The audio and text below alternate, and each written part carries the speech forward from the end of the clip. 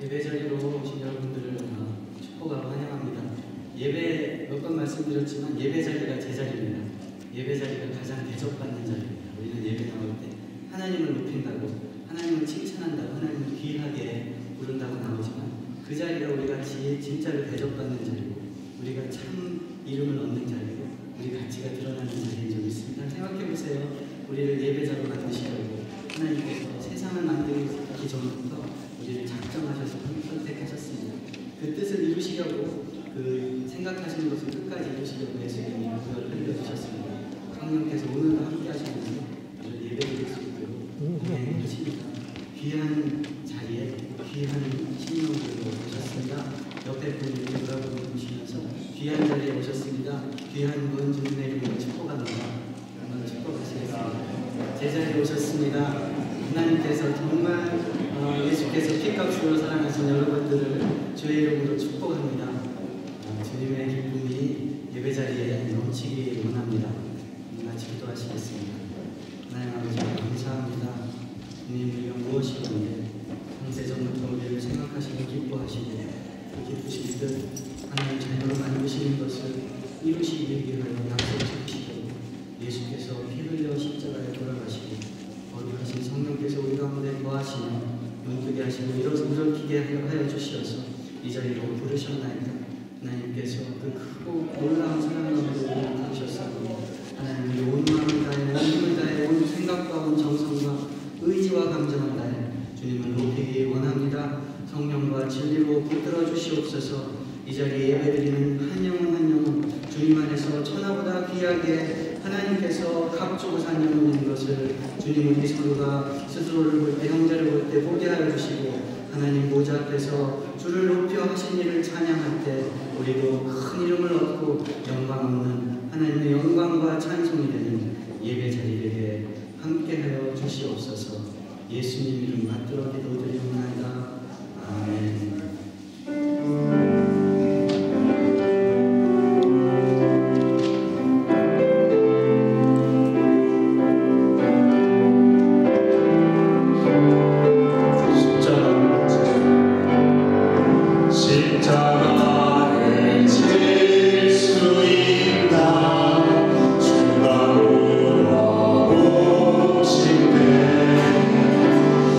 죽기까지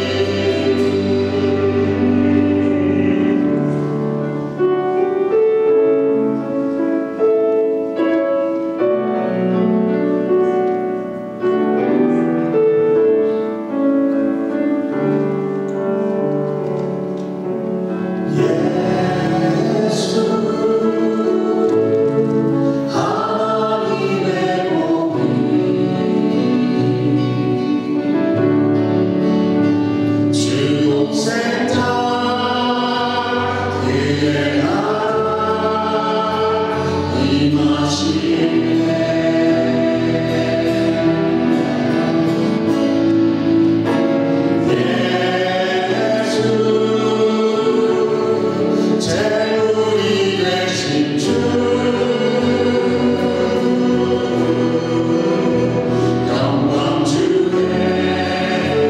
그의 나라 임하시네.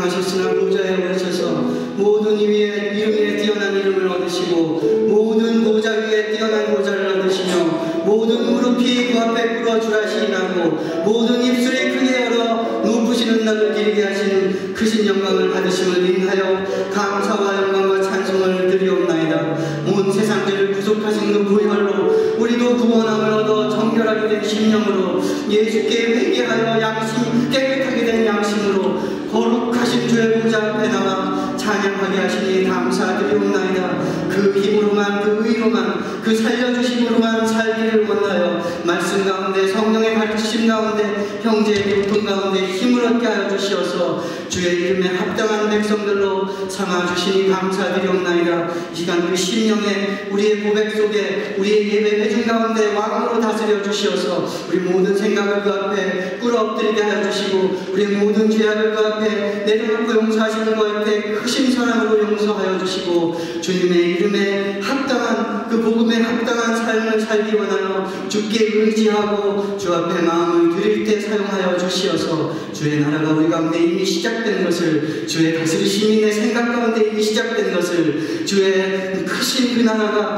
우리 교회 가운데 이 세상 가운데 시작된 것을 밝히 증거하여 주시옵소서. 하나님 우리 하는 모든 입술의 고백과 우리 애쓰는 수고와 올려드리는 찬양 가운데 큰 영광 받아 주시옵소서. 예수님 이름 받들어 기도드리옵나이다.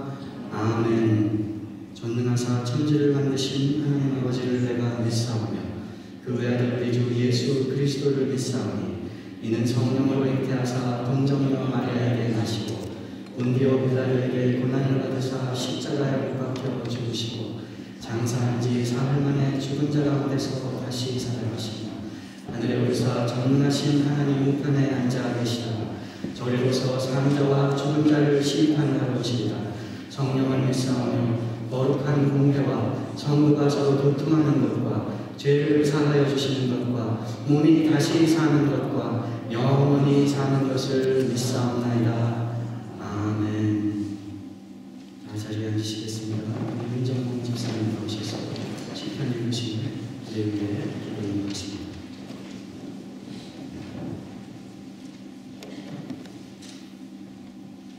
후불의 사함을 얻고 그 죄의 가리움을 받는 자는 복이 있도다. 마음에 간사가 없고 여호와께 정죄를 당치 않는 자는 복이 있도다. 내가 토설치 아니할 때에 종일 신음함으로 내 뼈가 새하였도다.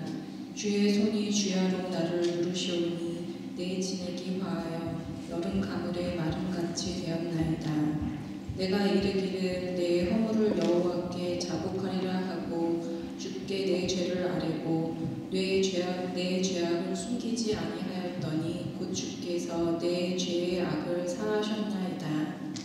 이로 인하여 무릇 경건한 자는 주를 만날 기회를 타서 주께 기도할지라 지질로 홍수가 범람할지라도 저에게 미치지 못하리라. 주는 나의 은신처이오니 환난에서 나를 보호하시고 구원의 노래로 나를 배우시리이다. 내가 너의 갈 길을 가르쳐 보이고 너를 주목하여 훈계하리로다. 너희는 무지한 말이나 노새같이 되지 말지어다. 그것들은 자갈과 굴레로 단속하지 아니하면 너희에게 가까이 오지 아니하리로다. 악인에게는 많은 슬픔이 있으나 여호와를 신뢰하는 자에게는 인자하심이 두루리로다. 너희 의인들아 여호와를 기뻐하며 즐거워할지어다. 마음이 정직한 너희들아 다 즐거워 외칠지어다. 아멘. 기도드리겠습니다. 하나님 아버지, 오늘도 저희에게 하나님 앞으로 이렇게 나올 수 있는 좋은 날을 주심을 감사드립니다. 세상이 주는 짧은 기쁨에 취해 사는 동안 주님이 주시는 말씀을 읽고 우리의 생각이 주님이 주신 말씀이라 믿고 지내온 저희에게 지금 이 시간 저희 마음속에 오셔서 저희의 생각과 마음을 지나쳐 주시기를 간절히 기도드리옵나이다. 저희 마음에 오셔서 저희를 강하게 붙잡아 주시옵소서. 너무 약하고 약한 저희를 끊임없이 붙잡아 주셔서 저희가 의지할 곳은 그리고 저희가 결국에는 있어야 할 자리가 하나님의 날개 믿음을 알게 하여 주시옵소서. 항상 저희가 가장 어렵고 힘들다고 느끼는 그 생각과 그 순간을 벗어나서 보이지 않는 곳에서 눈물을 흘리고 있는 많은 이들을 위해서 항상 기도하게 하여 주시고 그들을 위해서 찬양할 수 있게 하여 주시옵소서. 낮고 낮은 저희에게 하나님께 기도할 수 있게 하여 주심을 감사드려옵니다. 표현할 수 없는 이 기쁨을 더 많은 사람들과 나눌 수 있도록 저희 세관교회를 주님께서 인도하여 주시고 지금 이 시간 이 자리에서 함께 할 수 없는 이들에게도 하나님께서 축복 내려주셔서 우리 모두가 하나님의 자녀임을 잊지 않게 하여 주시옵소서. 주여 저희를 시작부터 마지막까지 지켜주시옵소서. 이 모든 말씀 예수 그리스도 이름으로 기도드리옵나이다. 가게는 맞아. 힘들 때 가게는 다 취소해.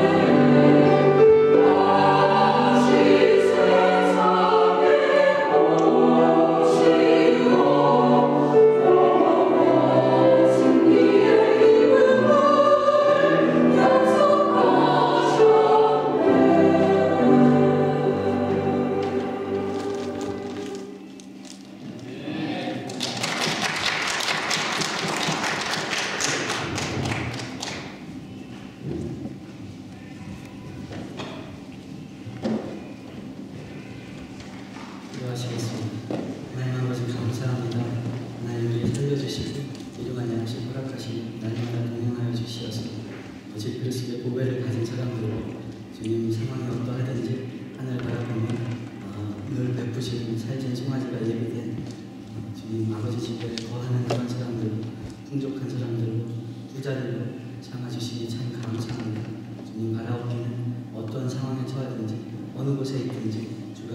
주신 것들 밝히보고 감사하며 또 약속하신 것들 믿음으로 붙잡고 기도하여서 어느 곳에 있든지 만족하고 어느 곳에 있든지 베풀 줄 아는 복된 하나님의 백성들로 삼아 주시옵소서.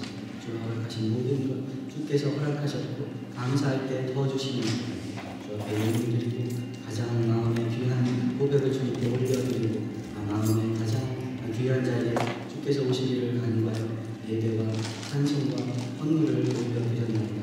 하나님 아버지 영광 받으시고 이것들이 사용되는 이 세상 속에서 주께서 함께하여 주시어서 하늘 복이 나누어지는 축복을 허락하여 주시옵소서.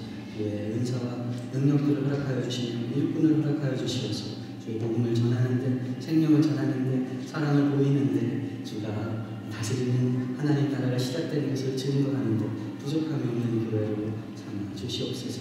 가정과 일터를 축복하셔서 하늘 복이 있는 것을 만인에게 증거하는 복에 근원된 가정과 일터로 삼아 주시옵소서. 감사드리며 예수 그리스도 이름 받들어 기도드리옵나이다. 아멘.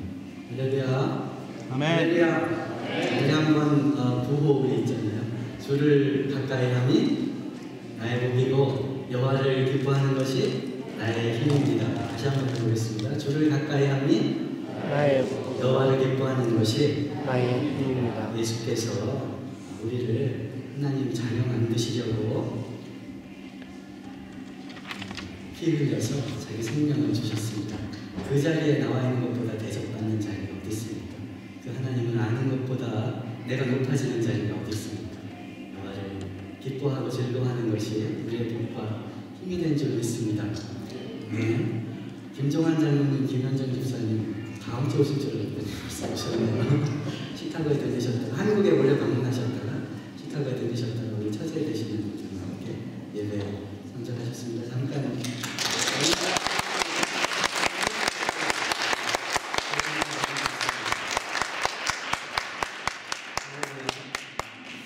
우리 하나님께서 정말 은혜 주셔서 단위선교 정말 우리 부족한데 하나님께서 여기저기 막아주시고 넘어지려고 하는 거 일으켜주시고 한분한테 말고 정말 그게 부족할수록 보이더라고요. 선교사님하고 최동현 집사님 오셔서 같이 환영하고 감사드립니다.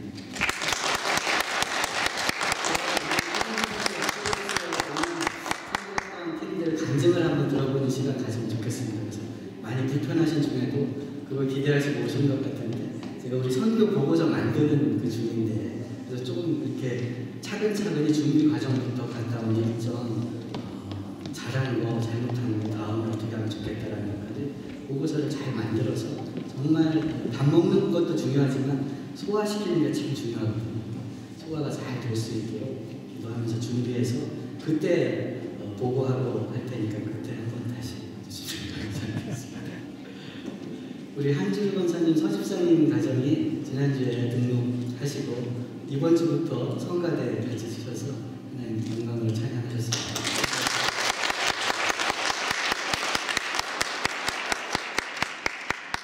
이정훈 집사님, 이미자 집사님 가정은 그동안 그 새가정 멤버십 클래스를 오늘 마치고 이제 모든 그 교육과 과정을 마친 정식 그 교림 과정으로 오늘 그렇게 되시겠습니다.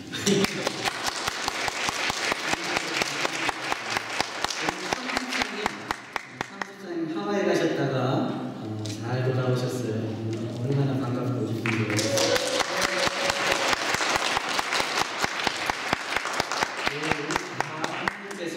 주님께서 이렇게 팔 벌려서 환영하시는 줄 믿습니다. 아멘. 잠깐 기도하시고 교회 소식 죄송합니다. 교회 소식을 먼저 말씀드립니다. 3월 23일 날 우리 교육부에서 부모님들과 아이들과 함께 그 필라델피아, 펜실베니아에 요나 선곡을 부릅니다. 아마 거의 셋업이 된 것 같습니다. 기도해 주시면 감사하겠습니다.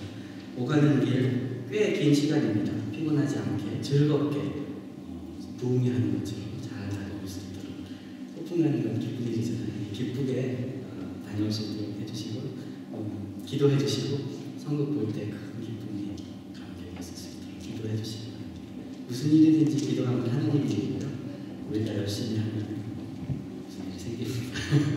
기도하면 하나님이 일이 되는 줄 믿습니다. 오늘 운영에 있는 것, 운영위원회에 있는 것 기억하시고 준비하시기 바랍니다.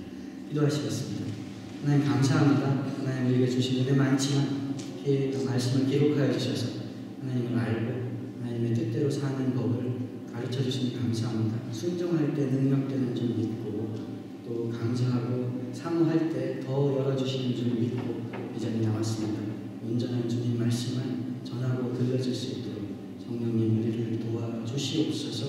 우리 약하고 미련하고 교만한 것 다 가려주시고 드러날지라도 오직 하나님만 영광 받는 일에 사용하여 주시옵소서. 예수님 이름으로 기도드리옵나이다. 아멘. 빌립보서 2장 11절에서 빌립보서 2장 1절에서 11절 말씀입니다. 저와 여러분이 한 절씩 교독해서 있습니다. 조금만 줄여주시면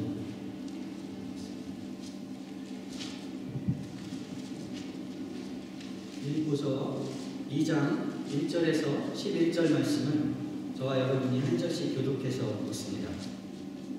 그러므로 그리스도 안에 무슨 권면이나 사랑의 무슨 위로나 성령의 무슨 교제나 긍휼이나 자비가 있거든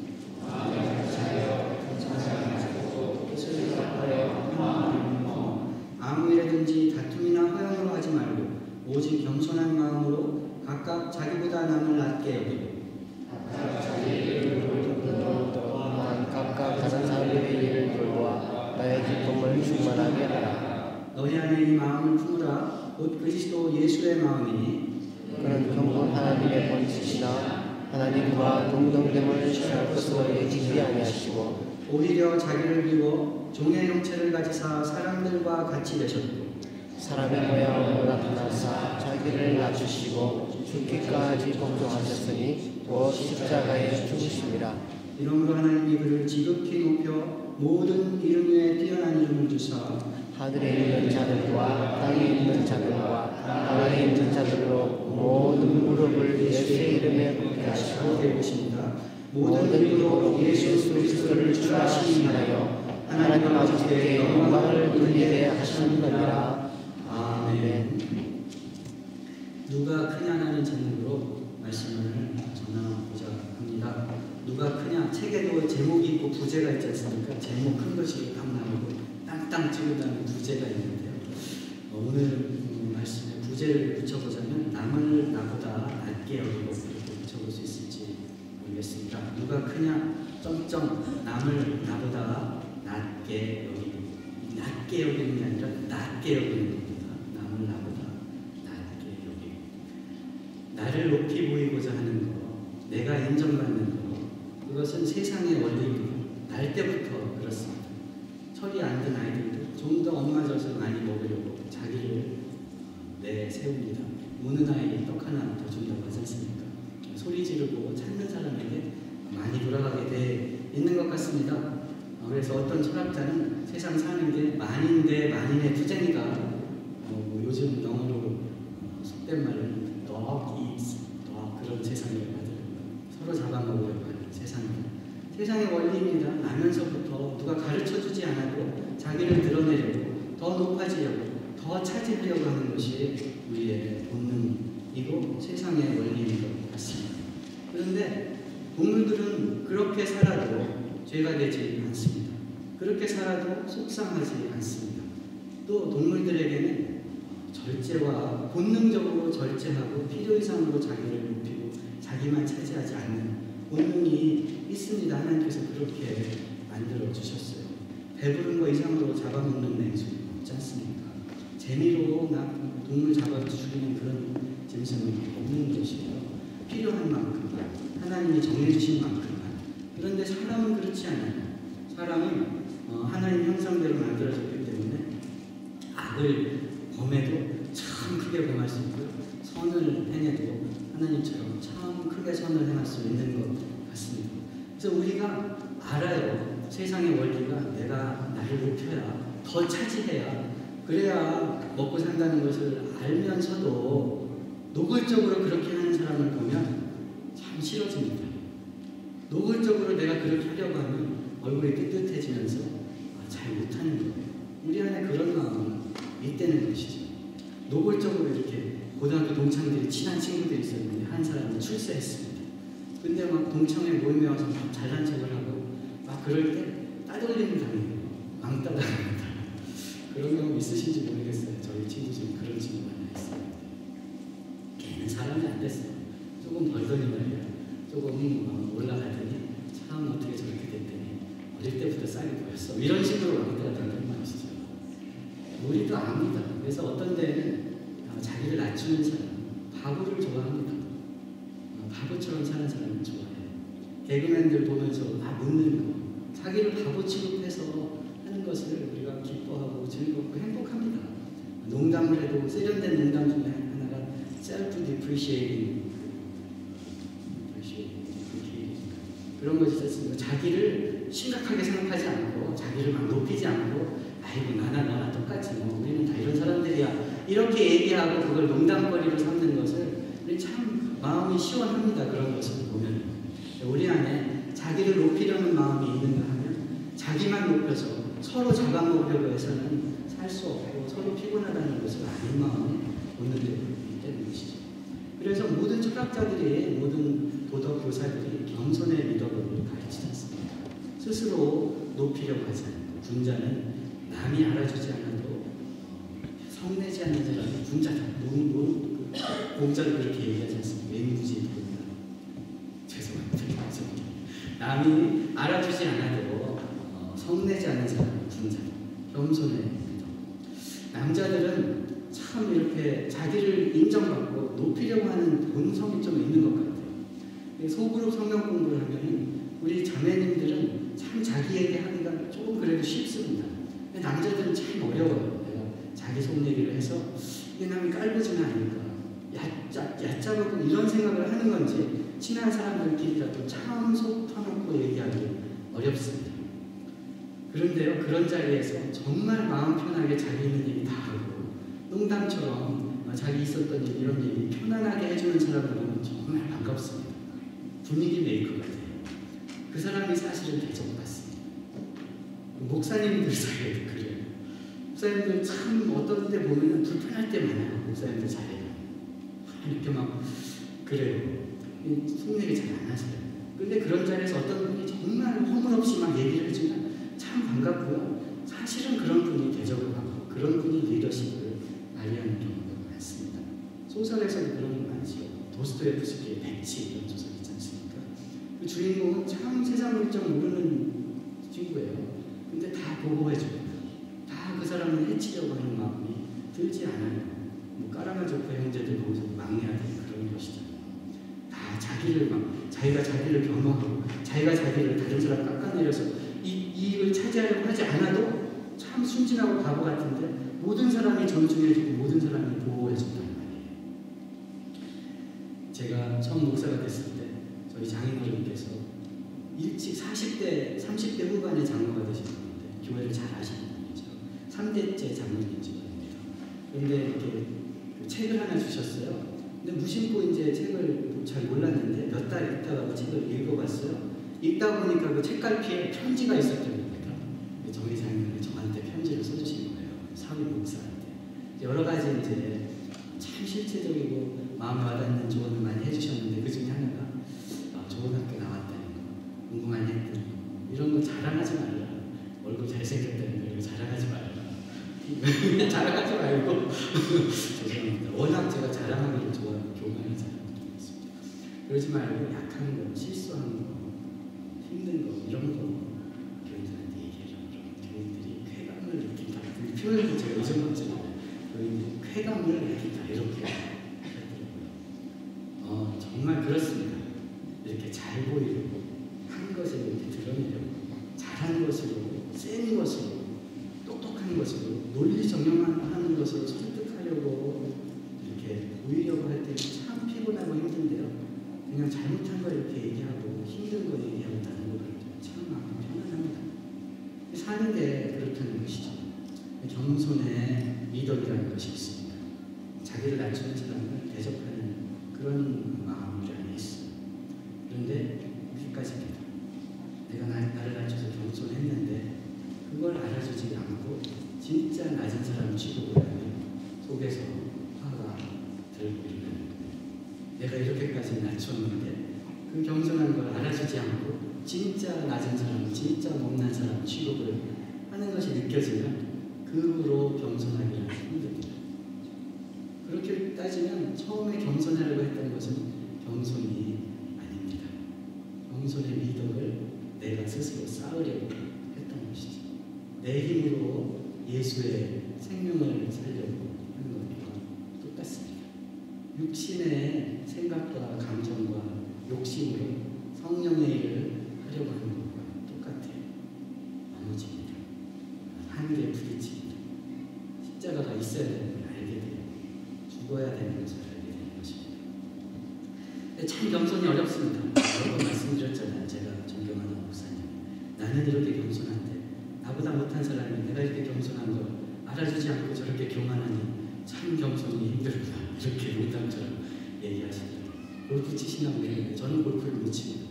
근데 골프 칠 때 스윙에 힘을 빼고 쳐야 된다고 하더라고요. 근데 그게 이렇게 어렵다면서요. 그래서 어떤 사람이 힘을 빼고 치기 위해서 온 힘을 다해서 있는 힘을 다해서 힘을 빼고 쳤다는 거예요. 있는 힘을 다해서 힘을 빼고 쳤다는 것이죠. 말이 안 되는 것이죠. 근데 오늘 예수님과 바울은 빌립보 교인들에게 남을 나보다 낮게 여기고 겸손한 마음으로 다른 사람의 이익을 이렇게 얘기하는 것입니다. 바울이 얘기하는 것이니까 성경에 기록됐으니까 하나님의 말씀이라고 볼 수 있죠. 이게 참 안 되는 것 같고 겸손할수록 하려고 할수록 상처가 있는 경우가 있어요.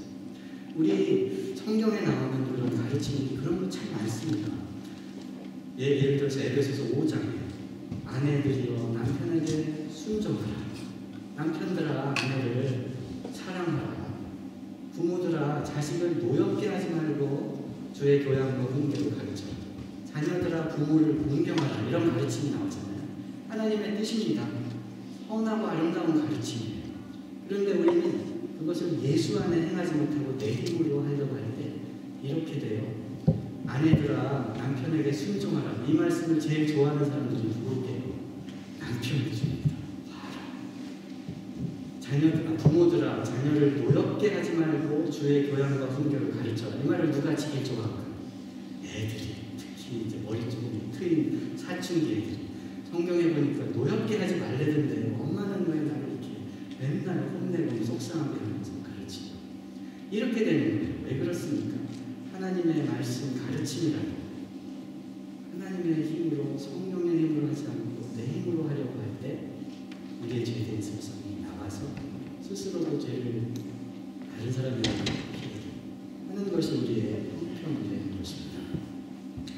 그래서 에베소서 5장에 남편과 아내, 부모와 자식, 자녀, 상전과 노예 이 관계를 이야기하면서 하나님 안에서 하나가 되라고 할 때 첫머리가 서두가 되는 구절이 그리스도를 경외함으로 피차 복종하라 이렇게 얘기하는 것입니다.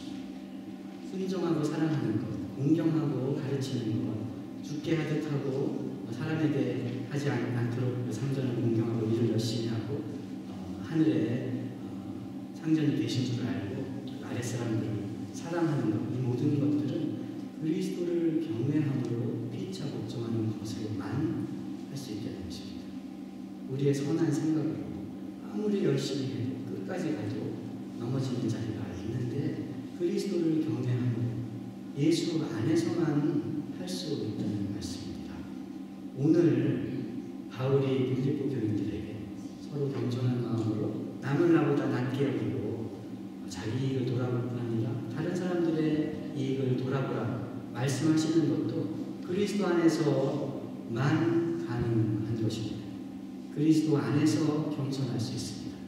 베드로도 서로 겸손으로 허리를 동이는데 하나님의 능하신 손 아래서 겸손하라. 때가 되면 너희를 높이신다. 이렇게 말씀하지 않습니까? 철저하게 그리스도 안에서만 겸손할 수 있고 서로 살펴줄 수 있습니다. 오늘 이것을 이번 주와 다음 주간에 걸쳐서 그리스도 안에서 낮아진다는 것이 그래서 함께 높아진다는 것이 무엇인지 살펴보려고 합니다.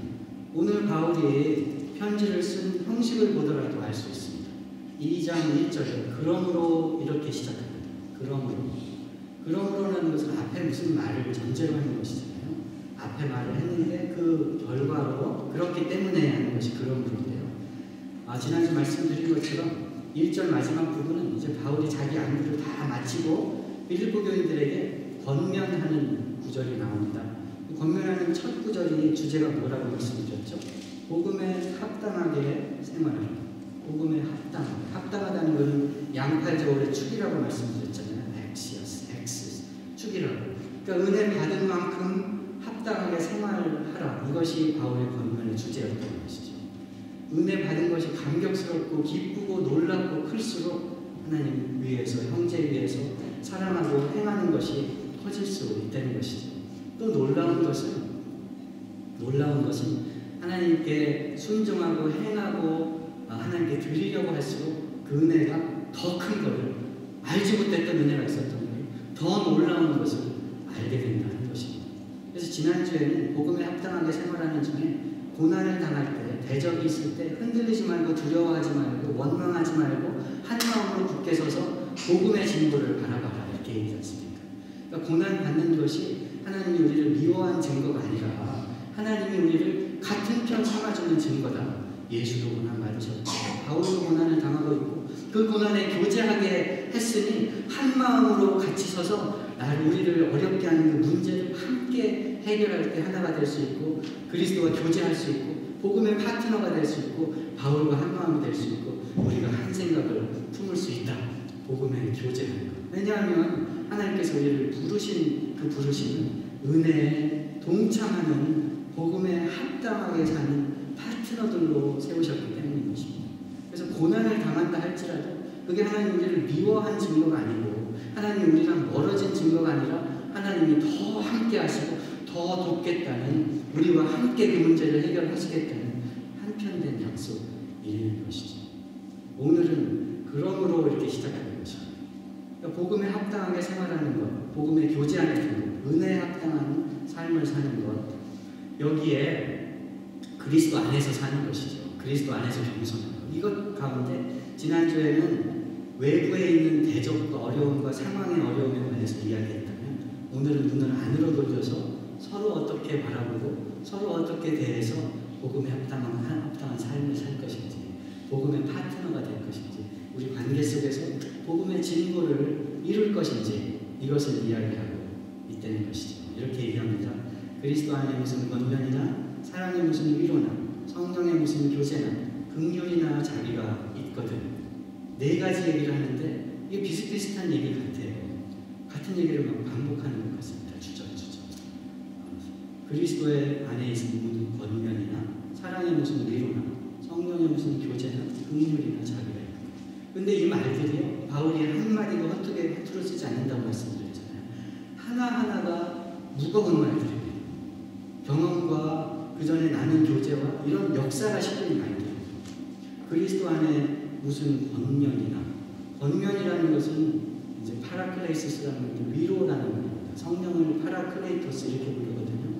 헬라말로 위로하는 분, 보호하시는 분, 권면하시는 분 이렇게 부르는데 그 동사형이 여기 쓰여진 것입니다. 그리스도 안에 무슨 위로가 있거든요. 고린도 후서 1장을 읽어보십니다. 이 위로라는 말이 10번 이상 나옵니다. 한번 찾아볼까요? 고린도 후서 1장을 한번 찾아보시겠습니다.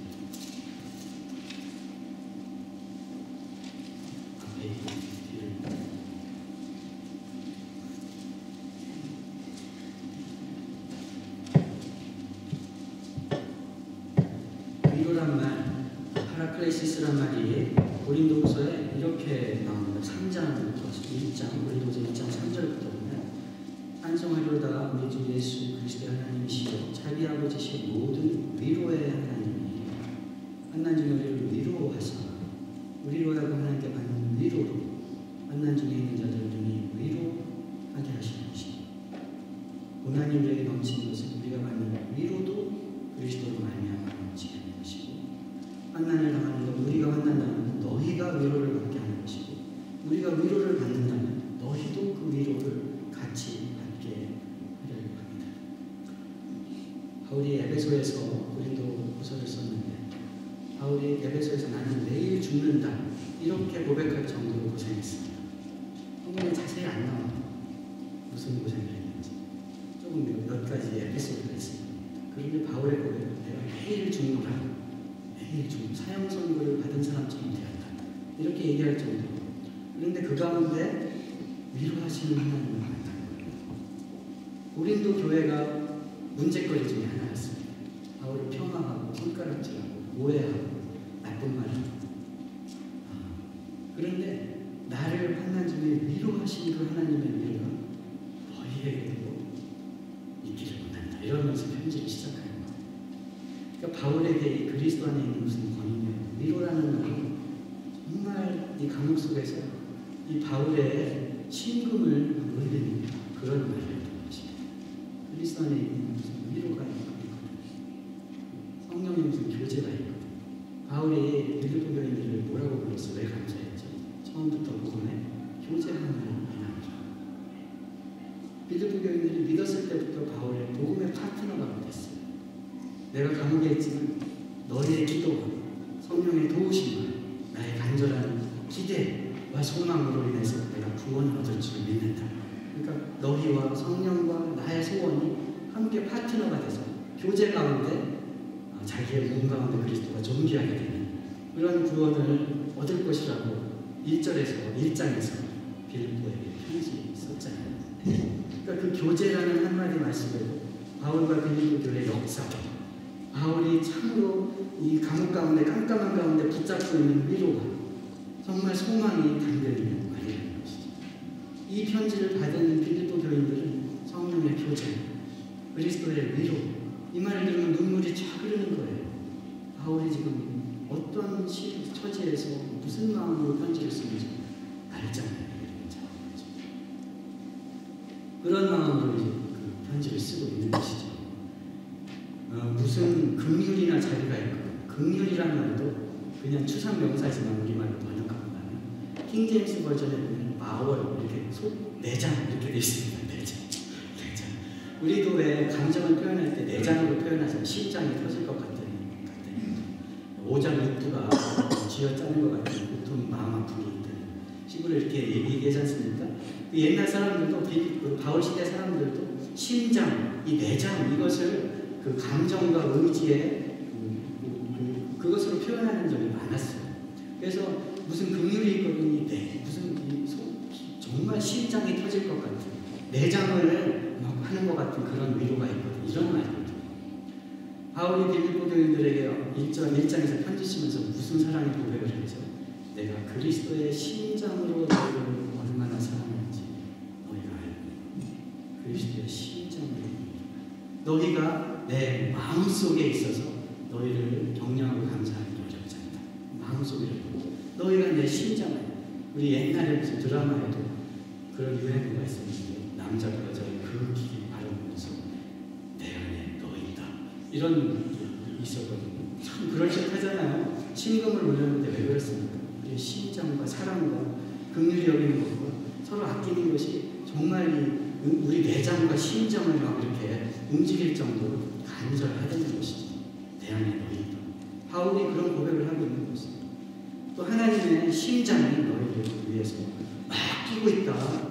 하나님의 그 오장육부가 너희를 향해서 긍휼 때문에 불쌍히 여기는 하고 사랑해서 막 이렇게 요동치고 있다. 이런 얘기를 하고 있는 것이죠. 보세요. 이제 겸손해라. 남을 나보다 낫게 여겨라. 합당하게 생활하라. 이 말을 하기 전에 너희 안에 있는 은혜, 하나님이 주신 것들을 이야기한단 말이에요. 근데 얘기하는데 무거운 단어들로 숨 쉴 틈도 없이 무슨 위로나 권면이나 긍휼이나 자비나 교제나 사랑이 있거든. 이렇게 얘기를 하는 것이죠. 그리고 나서 한 마음을 품고 같은 생각을 하고 같은 사랑을 하고 생각을 같이 하고 이렇게 얘기하는 것이죠. 그러니까 우리가 한 마음 되는 거, 서로 하나가 되는 거, 이거는 하나님께 받은 그 하나님과 하나 된 교제한 그 은혜가 넘칠 때 가능하다는 것이지. 한 마음을 품고, 그렇죠. 하나님이 하신 그 복음의 그 놀라운 은혜와 우리가 해야 될 일이 합당하게 이렇게 같은 것이다 하는 얘기를 하고 있다는 것이죠. 마음을 같이 하여. 이게 앞에서만 그렇게 얘기하는 것이 아니라 뒤에서도 그렇습니다. 마음을 같이 한 마음을 품어라. 남을 나보다 낫게 여겨라. 다른 사람을 돌아가라. 내 기쁨을 충만하게 하라. 이렇게 권면한 후에 너희 안에 이 마음을 품어라. 이렇게 6절에 5절에 얘기하죠. 너희 마음에 이 마음을 품어라. 이는 그리스도의 마음이니 하고서 다시 그리스도께서 하신 일을 얘기한단 말이에요. 그러니까 앞뒤에 하나님께서 하신 그 은혜에 막 숨도 쉬지 못할 정도로 감격스러운 은혜를 이야기해요. 뒤에 예수께서 하신 일을 예수의 마음은 이렇게 막 장엄한 노래로 표현한 그 가운데 우리가 서로 해야 될 일들이 되는 것이죠.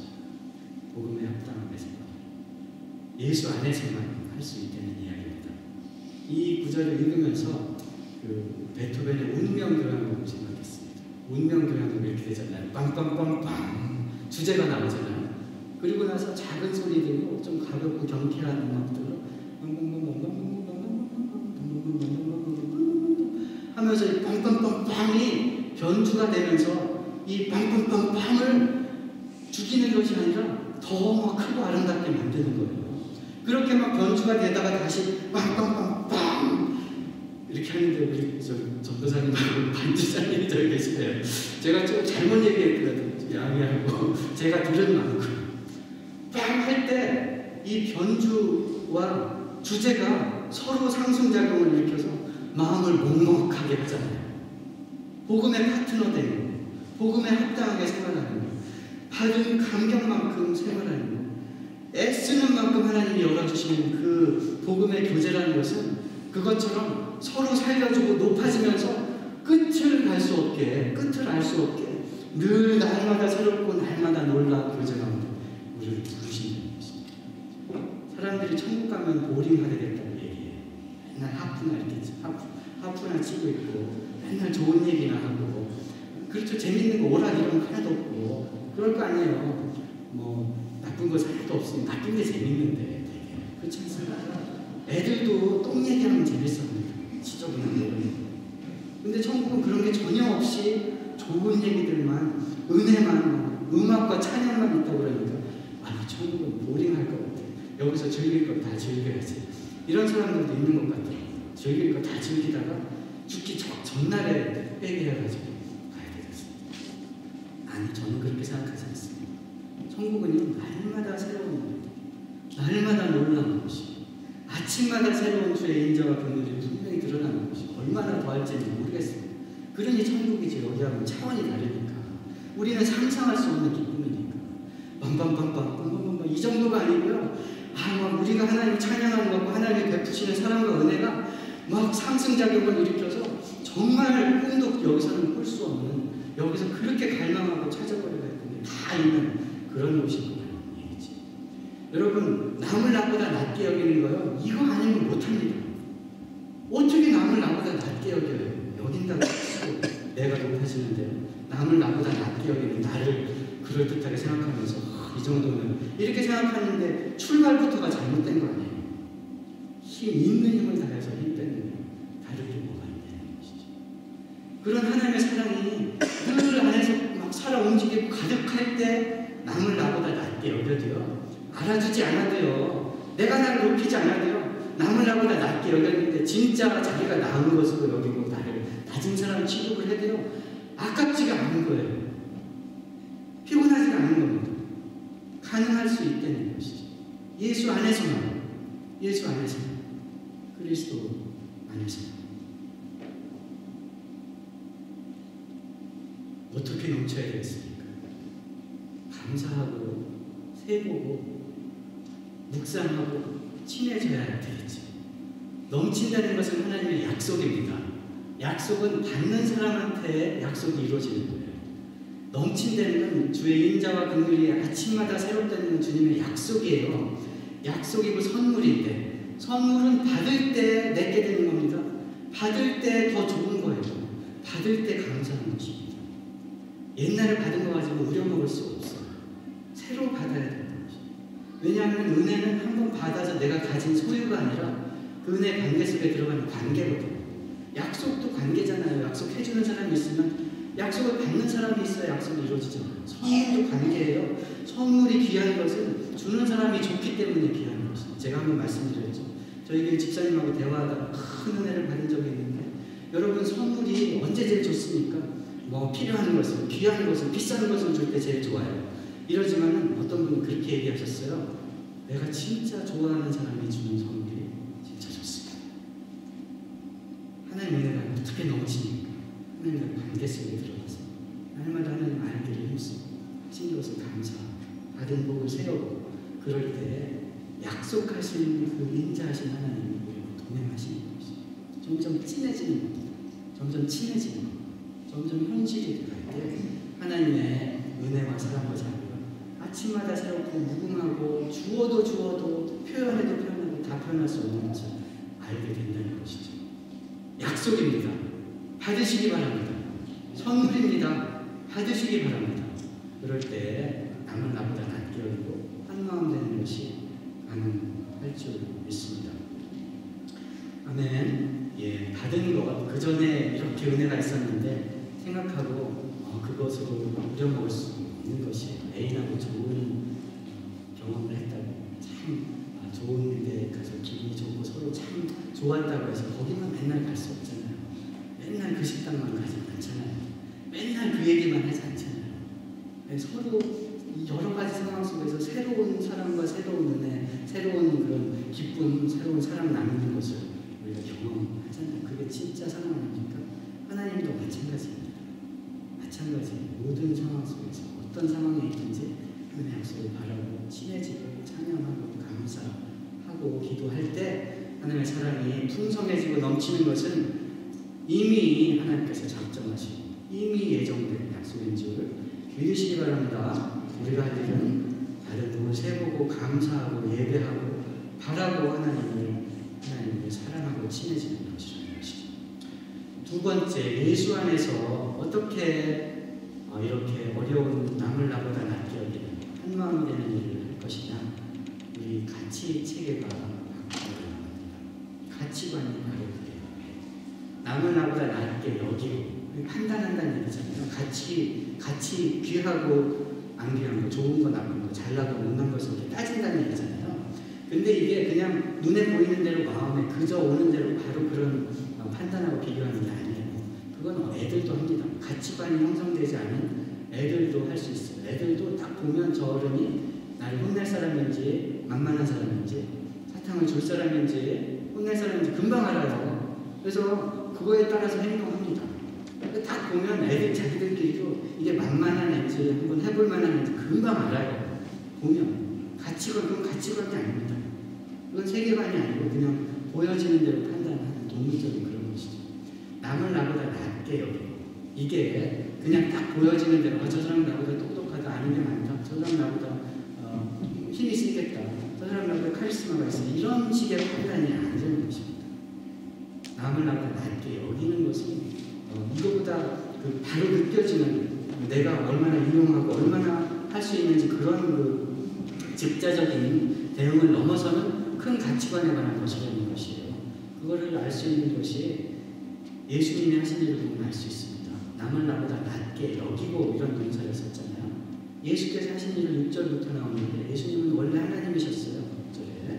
그런데 하나님과 동등됨을, 하나님과 동등한 권리를 취하는 것을, 하나님 대접받는 것을, 하나님처럼 높아지는 것을, 취할 것을, 귀할 것을, 꼭 붙잡을 것으로, 중요한 것으로 여기지 아니하시고, 그건 가치 판단입니다. 원래 하나님이신데 하나님의 그 마땅한 대접을 받고 힘을 발휘하는 게 우리 직자적인 1차적인 반응이잖아요. 서로 재봐서 힘겨루게 하는. 그런데 그렇게 하지 않고 원래 하나님의 영광과 권능을 다 가지셨는데 그거를 자기를 위해 사용하는 걸 귀하게 여기지 않으시고, 그럼 가치 판단이 들어갔다. 그럼 뭘 귀하게 여기시냐? 하나님께서 순종하는 것을 더 귀하게 여겼습니다. 얼만큼 귀하게 여기시냐? 원래 하나님이 종처럼 되고, 원래 하나님이 인간이 되고, 원래 하나님이 십자가에 죽도록 하나님께 순종하는 것, 아버지께 순종하는 것을 귀하게 여기셨다는 것이죠. 앞에 놓인 기쁨을 위하여 모욕을 참으신 일을 기억하라. 앞에 놓인 기쁨을 위하여 십자가의 부끄러움을 참으셨다. 히브리서는 이렇게 얘기합니다. 당장 보이는 대로 할 수 있는 만큼, 힘센 만큼 누리고 취하는 것을 귀하게 여기지 않고 하나님 뜻대로 순종하는 것, 하나님의 사명을 감당하는 것, 그것을 귀한 것으로 여기셨다는 것이죠.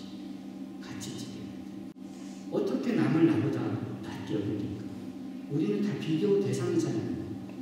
똑똑한 사람이 있고 힘이 센 사람이 있고 힘이 좀 약한 사람이 있고 미워한 사람이 있고 그렇습니다. 물론 뭐 따지고 보면 다 그게 그거지요. 뭐 이 한쪽이면 한쪽은 이런 것이죠. 그렇지만 우리 당장 눈에 보일 때 보이거든요. 계산이 서거든요. 그런데 그것으로 판단하고 그것으로 자기를 누리고 취하는 것을 넘어서는 귀한 것에 대한 가치관이 있어야 되는 거죠. 여러분에게는 무엇이 가장 귀합니까? 여러분에게는 무엇가 제일 소중하냐는 것이에요. 누구 말을 제일 누구 뜻대로 하는 걸 제일 원하시는 것입니다. 무엇가 제일 소중합니까? 소중한 것을 높이는 것이 예배거든요. worship. 가치 있는 것을 가치 있다. 소중한 것을 귀하게 여기는 것이, 그렇게 부르는 것이, 찬양하는 것이 예배거든요. 그런데요, 놀라운 것은요, 우리가 서로 계산대로 나를 높이고 막 그럴 때 실제로 높아지는 경우는 별로 없습니다. 어느 정도 하다가 더 높은 사람이 있으면 낮아지지. 실패해요. 그런데요, 진짜 높은 것을 높일 때 우리 참 가치가 드러나는 거예요. 예배 초기에 말씀드렸죠. 하나님을 높일 때, 하나님이 하신 일을 찬양할 때 하나님이 우리를 위해서 하나님이 창세전 우리를 택하시고 하나님 내 자녀 삼아야지. 기뻐서, 좋아서.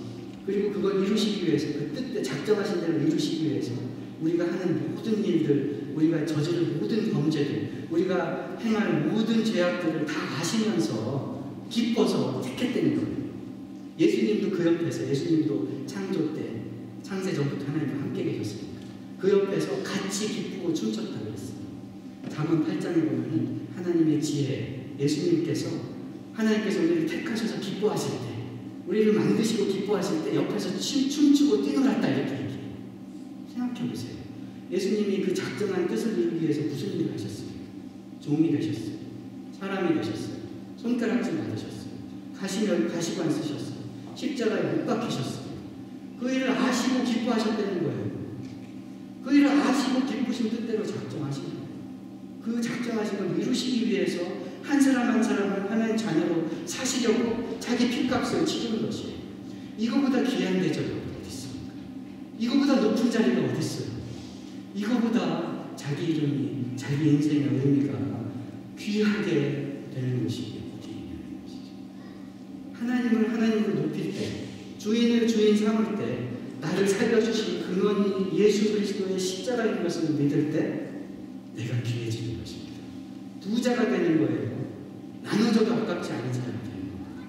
남을 나보다 낮게 여겨도 더 낮아진 것이 자존심 상하지 않은 사람이 될 수 있는 것입니다. 나누는 사람이 복이 있어요. 예수께서 말씀하셨잖아요. 받는 것보다 주는 사람이 복이 있나요? 사도행전 20장에 바울이 에베소 장로들을 모아서 이제 너희들이 다시 못 볼 텐데 내가 너희들을 어떻게 낮은 자리에서 섬겼는지 생각해봐라. 너희도 참 낮은 자리에서 교인들을 위해서 섬겨라. 예수께서 말씀하시기를 받는 것보다 주는 것이 복이 있다고 말씀하십니다. 여러분, 아무리 많이 가져도요, 나누지 못하면 가난한 사람입니다. 아무리 높아져도요, 다른 사람을 인정하지 못하는 사람은 참 초라한 사람이에요. 그런데 가진 게 없어 보여도 그리고 남들한테 다 맨 칭찬받지 못해도 다른 사람을 존중할 줄 알고 다른 사람에게 나눌 줄 아는 사람이 진짜 부자고 진짜 높은 사람이잖아요. 여러분, 곳간에서 인신난다 이런 속담이 있어요. 곳간에서 인신난다. 맞는 말이에요. 너 가진 게 있어야 나눠줄 거 아니에요. 곳간이 차야지 나눌 수도 있잖아요. 그런데 예수 믿는 사람들은요, 하나님을 예배하는 사람들은, 하나님이 작정해서 자녀 삼으신 사람들은 하늘의 부활을 가진 부자들이라는 것이에요. 곳간에 이미 나눌 것이 있는 사람들이라는 것입니다. 그걸 알 때 나누고 높일 수 있는 것이죠. 아몬의 악인은 가지지 못한 것을 갖기 위해서 평생 애쓰고 돌아다닙니다.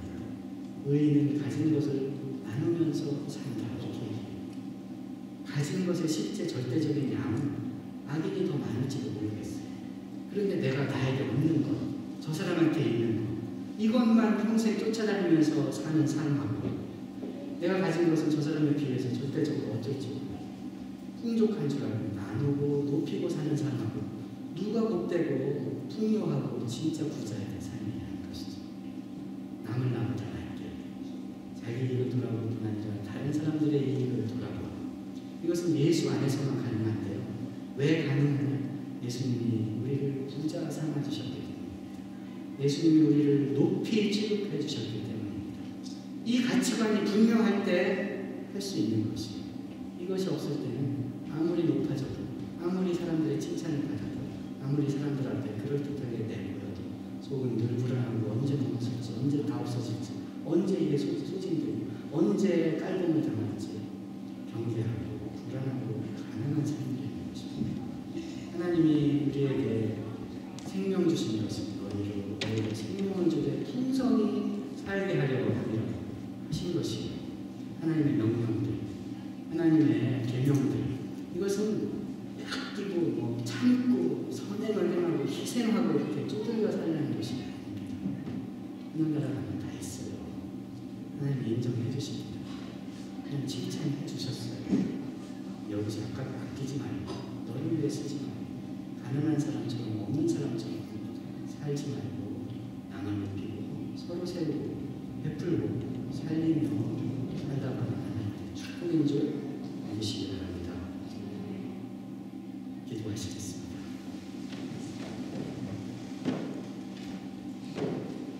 하나님 감사합니다. 하나님 우리를 살려주시되 하나님의 그 능력과 영광과 부요함을 다 가진 사람들로 삼아주시니 감사합니다. 우리는 그 예수님 가르침에 나오는 큰아들처럼 아버지 것이 다 내 것인 줄 알지 못하고 받지 못한 것을, 나에게 없는 것을 더 크게 보면서 원망하고 또 스스로 높이려 하고 스스로 영소 잡으려고 했던 것을 주님 앞에 고백합니다. 용서하여 주시옵소서. 우리 안에 주님이 사랑하신 그 사랑, 살려주신 은혜, 허락하신 그 보화들이 날마다 보여지고 넘치게 도와주시옵소서. 하나님께 기도하고 찬양하고 감사하고 선을 행하여 베풀고 서로를 사랑하고 서로를 세워줄 때 우리 생각에 뛰어넘는, 우리 열심을 뛰어넘는 놀라우신 우리 그리스도의 은혜가, 하나님의 사랑이 우리와 함께 하셔서 참으로 우리에게 약속된 보화가 끝이 없는 것을 자랑하고 증거하게 기뻐하게 하여 주시옵소서. 예수님 이름으로 기도드립니다. 아멘. 네, 다 자리에서 일어나셔서 찬송가 194장 준비하시겠습니다.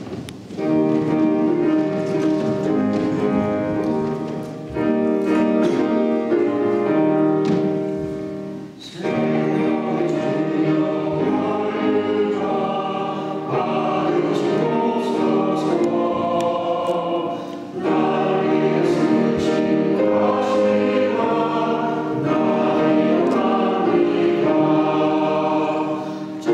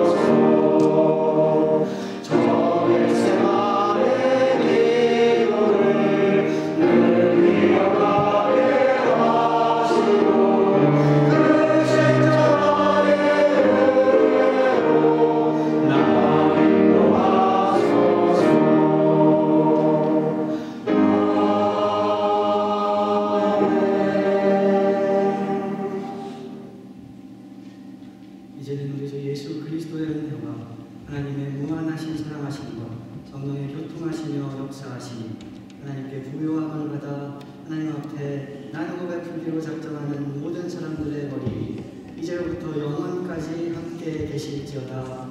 아멘.